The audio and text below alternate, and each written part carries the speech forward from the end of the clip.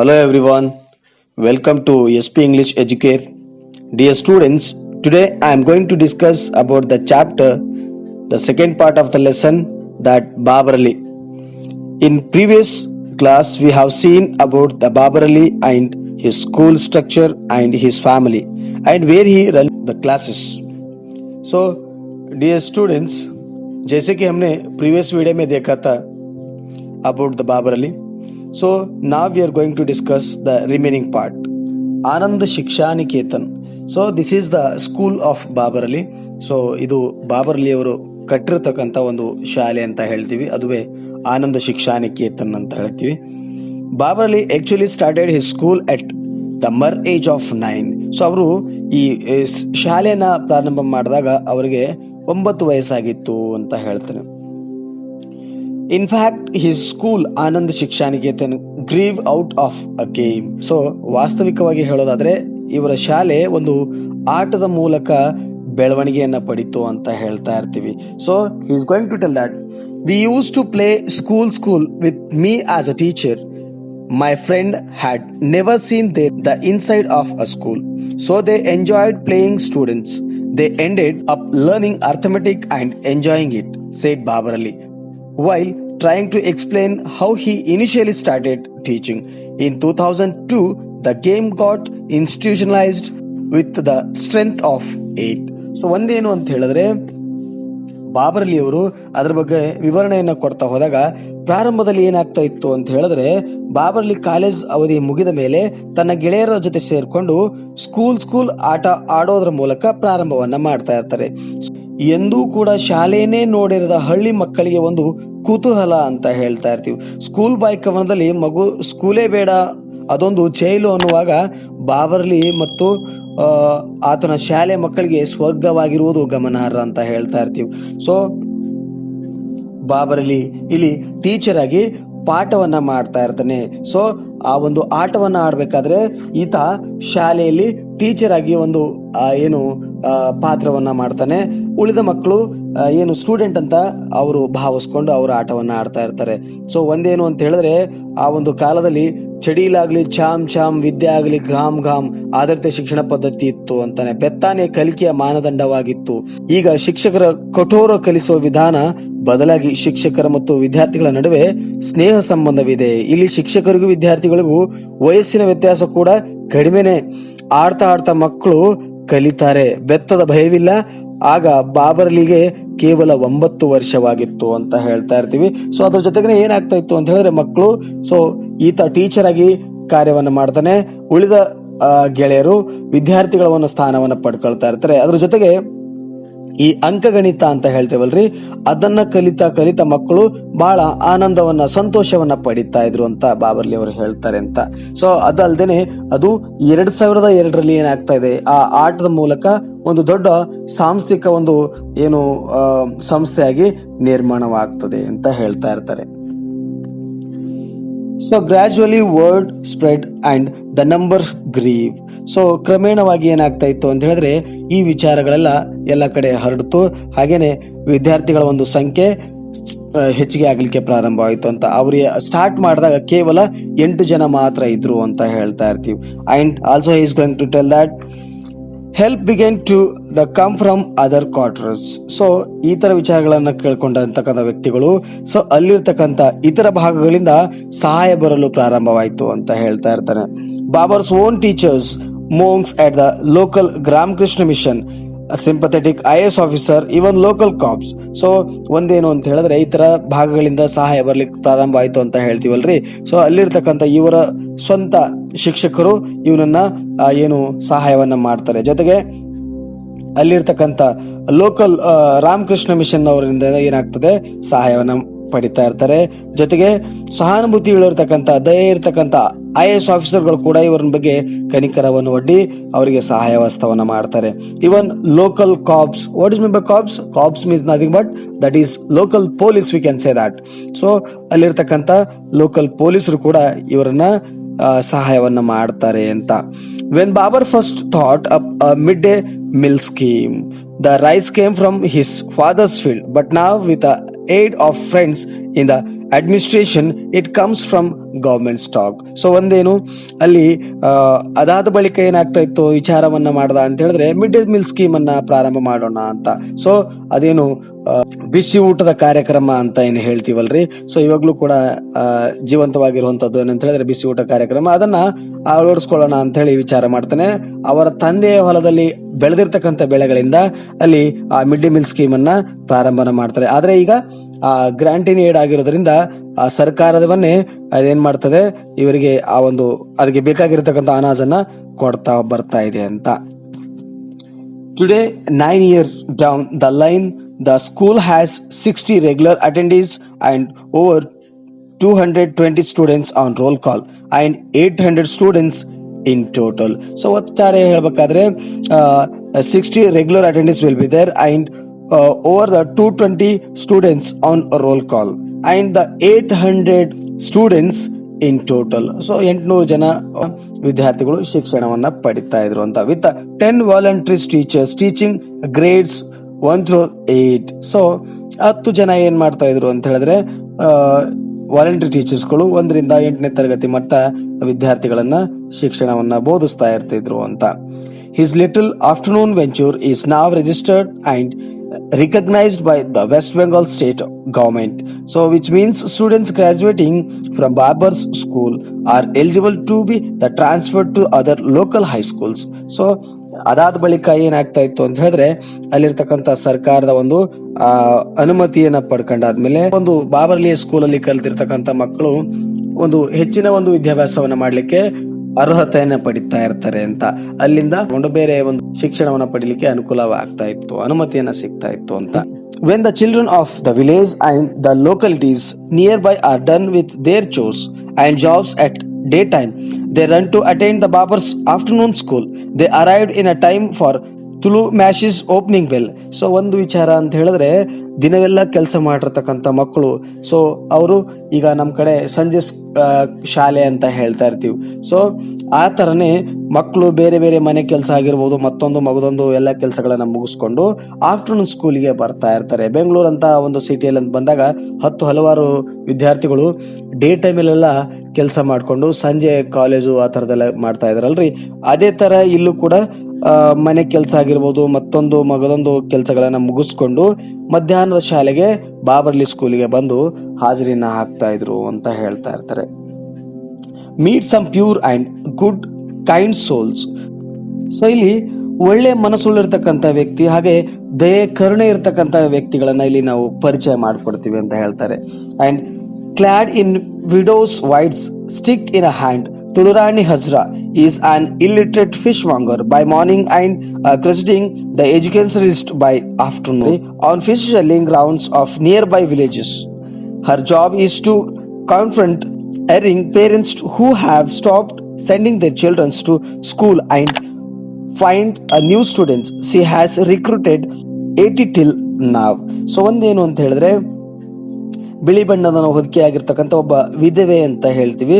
So ಕೈಯಲ್ಲೊಂದು ಬೆತ್ತನ ಹಿಡ್ಕೊಂಡಿರ್ತಾಳೆ, ಅವಳು ತುಳುರಾಣಿ ಹಜ್ರಾ ಅಂತ ಹೇಳಿ. She is a illiterate fish monger. So ಅವಳು ಅನಕ್ಷರಸ್ಥೆ ಆಗಿರ್ತಕ್ಕಂಥ ಮೀನು ಮಾರವಳು ಅಂತ ಹೇಳ್ತಾ ಇರ್ತೀವಿ. ಸೊ ಅವಳು ತಾನು ಯಾವಾಗ ಮೀನುಗಳನ್ನ ಮಾರ್ತಾ ಹೋಗ್ತಾಳೋ, ಈ ಊರಿಂದ ಮತ್ತೊಂದು ಊರಿಗೆ ಮತ್ತೊಂದು ಬೀದಿಗೆ ಹೋಗ್ತಾ ಇರ್ತಾಳೋ, ಅಂತ ಒಂದು ಸಂದರ್ಭದಲ್ಲಿ ಅಲ್ಲಿ ಯಾವೆಲ್ಲ ವ್ಯಕ್ತಿಗಳು, ಯಾವೆಲ್ಲ ಪೇರೆಂಟ್ಸು, ಪಾಲಕರು ಅಂತಾನೆ ಹೇಳ್ತೀವಲ್ರಿ, ತಮ್ಮ ಮಕ್ಕಳನ್ನ ಶಾಲೆಗೆ ಕಳಿಸ್ಲಿಕ್ಕೆ ಭಯ ಪಡ್ತಾರೋ, ಹಿಂಜರಿತಾ ಇರ್ತಾರೋ, ಆತರವರನ್ನ ಮನವೊಲಿಸಿ ಅವ ಮಕ್ಕಳನ್ನ ತಂದು ಈ ಒಂದು ಬಾಬರ್ಲಿ ಸ್ಕೂಲಲ್ಲಿ ಅಡ್ಮಿಷನ್ ಕೊಡಿಸ್ತಾ ಇದ್ಲು ಅಂತ. ಸೊ ಇಲ್ಲಿ ಮಟ್ಟ ನೋಡ್ಬೇಕಾದ್ರೆ 80 ವಿದ್ಯಾರ್ಥಿಗಳನ್ನಲ್ಲಿ ಅಡ್ಮಿಷನ್ ಕೊಡಿಸಿರುವಂತ ವಿಚಾರವನ್ನ ಇಲ್ಲಿ ವ್ಯಕ್ತಪಡಿಸುವಂತದ್ದು ಅಂತ. The teaching staff of 9 is made up of high school students volunteers. They also are average teenagers who are helping out Babar in making a difference. The most educated Dibarita goes to college in Behrampur. So ಒಂದೇನು ಅಂತ ಹೇಳಿದ್ರೆ ಇಲ್ಲಿ the teaching staff of 9 is made up of high school students volunteers. ಇಲ್ಲಿ 9 ಜನ teaching staff ಏನಾಗಿತ್ತು, high school ವಿದ್ಯಾರ್ಥಿಗಳನ್ನ ಹೇಳಲಿಕ್ಕೆ ಸ್ವಯಂ ಸೇವಕರಾಗಿ ಕೆಲಸ ಮಾಡ್ತಾ ಇದ್ರು ಅಂತ. ಅವರೆಲ್ಲರೂ ಕೂಡ ಹೆಂಗ ಅಂತ ಹೇಳಿದ್ರೆ ಒಂದೇ ಸಮವಯಸ್ಕರಾಗಿರ್ತಕ್ಕಂಥವ್ರು ಬಾಬರ್ ಅಲಿನ ಸಹಾಯವನ್ನ ಮಾಡ್ತಾ ಇದ್ರು, ಒಂದು ಬದಲಾವಣೆ ತರಲಿಕ್ಕೆ ಸಹಾಯಹಸ್ತವನ್ನ ಮಾಡ್ತಾ ಇದ್ರು ಅಂತ. ಅದರಲ್ಲಿ ಒಬ್ರು ಮೋಸ್ಟ್ ಎಜುಕೇಟೆಡ್ ಅಂತ ಹೇಳ್ತಾ ಇರ್ತೀವಿ, most educated Debarita goes to the college in Berhampur. So Debarita ಎನ್ನುವಂತವ್ರು ಏನ್ ಮಾಡ್ತಾ ಇದ್ರು ಅಂತ ಹೇಳಿದ್ರೆ ಬಹಳ ಎಜುಕೇಟೆಡ್ ಆಗಿರುವಂತವ್ರು, ಅವರು ಬೈರಂಪುರ್ ಕಾಲೇಜಲ್ಲಿ ಶಿಕ್ಷಣವನ್ನ ಪಡಿತಾ ಇದ್ರು. ಅದಾದ ಬಳಿಕ ಮತ್ತೆ ಇಲ್ಲಿ ಬಂದು ಬಾಬರ್ ಅಲಿ ಅವರ ಸ್ಕೂಲ್ ಅಲ್ಲಿ ಕಾರ್ಯವನ್ನ ಮಾಡ್ತಾ ಇದ್ರು, ಮಕ್ಕಳಿಗೆ ಬೋಧನೆಯನ್ನ ಮಾಡ್ತಾ ಇದ್ರು ಅಂತ.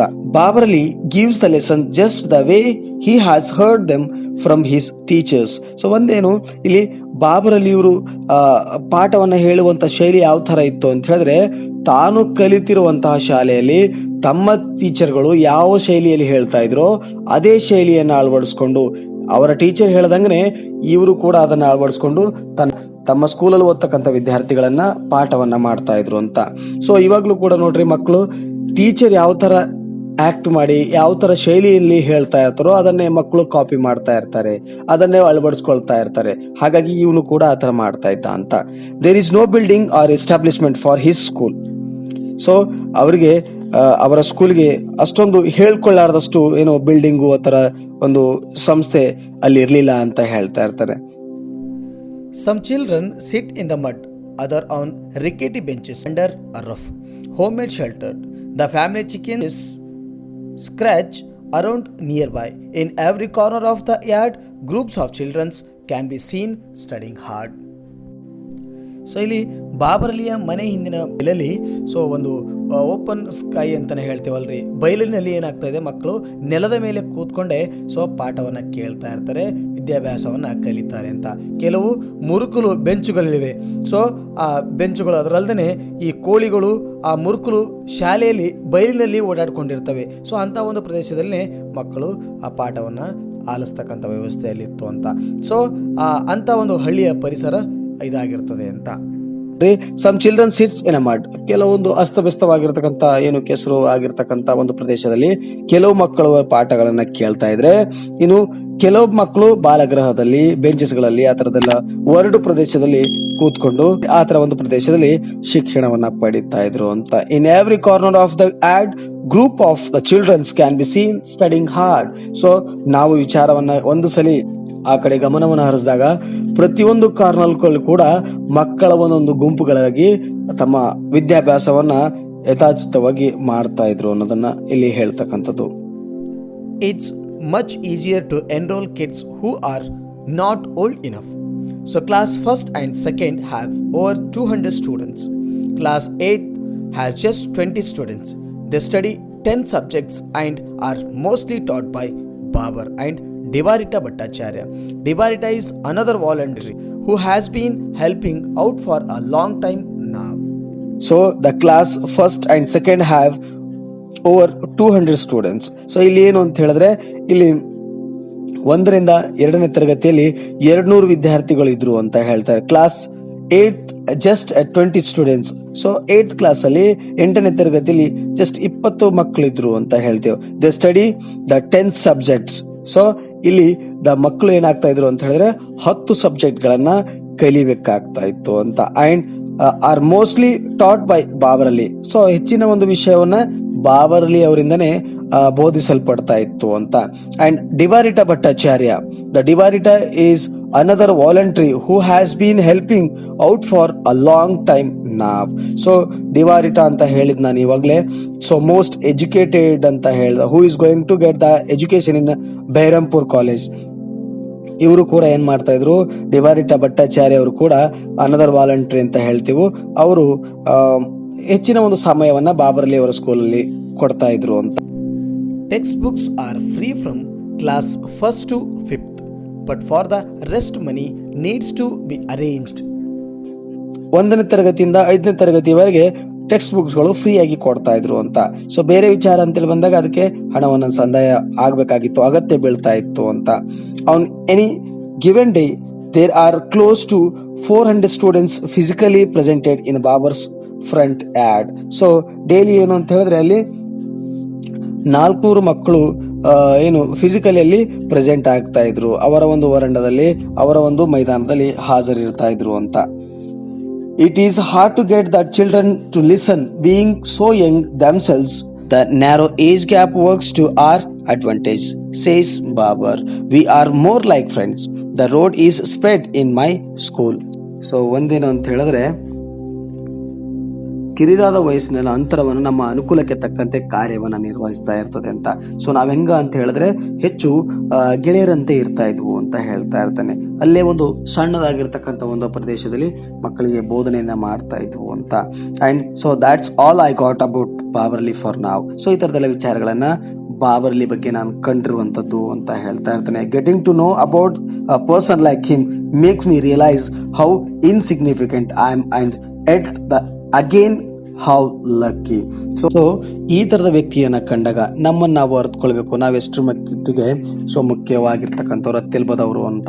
ಸೊ ನಾವೆಷ್ಟು ಲಕ್ಕಿ ಆಗಿದ್ವು ಅಂತ. And even though I finished my story here. So ಇಲ್ಲಿಗೆ ನನ್ನ ಕಥೆಯನ್ನ ಮುಗಿಸ್ತೀನಿ ಅಂತ ತನ್ವೀರ್ ಅವರು ಹೇಳ್ತಾ ಹೋಗ್ತಾರೆ. Babar Ali story continues. He has not only helped out hundreds of children to get enlightened, he has also inspired millions of youths like us. So ಕೇವಲ 100 ಮಕ್ಕಳನ್ನ ಶಿಕ್ಷಣ ಕೊಡೋದ್ರ ಬದಲಾಗಿ ಅವನು ಏನ್ ಮಾಡ್ತಾ ಇದ್ದ ಅಂತ ಹೇಳಿದ್ರೆ ಮಿಲಿಯನ್ ಗಟ್ಲೆ ನಮ್ಮಂತ ಯುವಕರಿಗೆ ಮಾದರಿಯಾಗಿದ್ದಾನೆ, ಆತರ ಜ್ಞಾನೋದಯನ ಮಾಡಿರ್ತಕ್ಕಂಥ ವ್ಯಕ್ತಿ ಅಂತ ಹೇಳ್ತಾ ಹೋಗ್ತಾರೆ ಅಂತ. ಬಾಬರ್ಲಿಸ್ tale is a testament to the difference that one person can make in his or her world. So ಯಾವುದೇ ಒಬ್ಬ ವ್ಯಕ್ತಿ ಅಂತ ಹೇಳಿ ಬಂದಾಗ ಒಂದು ಸಾಧನೆ ಅಂತ ಹೋಗ್ಬೇಕಾದ್ರೆ ಈ ತರದೆಲ್ಲ ವಿಚಾರಗಳು ಒಂದು ರೀತಿಲಿ ಸಾಕ್ಷಿ ಆಗಿದಾವೆ. ಸೊ ಅವನಾಗಿರ್ಬೋದು, ಅವಳಾಗಿರ್ಬೋದು, ಅವರ ಒಂದು ಜೀವನದಲ್ಲಿ ಇದು ಒಂದು ಸಾಕ್ಷಿ ಆಗುವಂತ ಒಂದು ಘಟನೆ ಅಂತ ಹೇಳ್ತಾ ಹೋಗ್ತಾರೆ. In this case it was a mere child who decided to do something about situation he felt was unfair. So ಈ ತರ ಕೇವಲ ಸಣ್ಣ ವಯಸ್ಸಿನಲ್ಲಿ ಈ ತರ ಒಂದು ಬದಲಾವಣೆ ಮಾಡಬೇಕು ಅಂತ ಹೇಳಿದ್ರೆ ಅದು ಅಷ್ಟು ಸುಲಭವಲ್ಲದ ಮಾತು ಅಂತ ಹೇಳ್ತಾ ಇರ್ತಾರೆ. His story also bears evidence to the fact that if you have a will, then there surely is a way. ಈ ತರದೆಲ್ಲ ವಿಚಾರಗಳನ್ನ ಕಂಡಾಗ, ಸೊ ಅಂತ ಒಂದು ಎವಿಡೆನ್ಸ್ ಅನ್ನ ನಾವು ತಾಳ್ಕೊಂಡಾಗ, ಸೊ ನಮ್ಮಲ್ಲಿ ಏನಾದ್ರೂ ವಿಲ್ ಪವರ್ ಇದ್ರೆ ಶೋರ್ಲಿ ನಮಗೋಸ್ಕರ ಒಂದು ದಾರಿ ಇದೆ, ಮಾರ್ಗ ಇದೆ, ಅದನ್ನ ಫಾಲೋ ಮಾಡಬೇಕು ಅಂತ ಹೇಳ್ತಾ ಇರ್ತಾರೆ. That a 9 years old can alone change the world should be enough inspiration for all of us come out of our close cook and help make a difference. So isn't it high times that we be the change that we want to see in this world?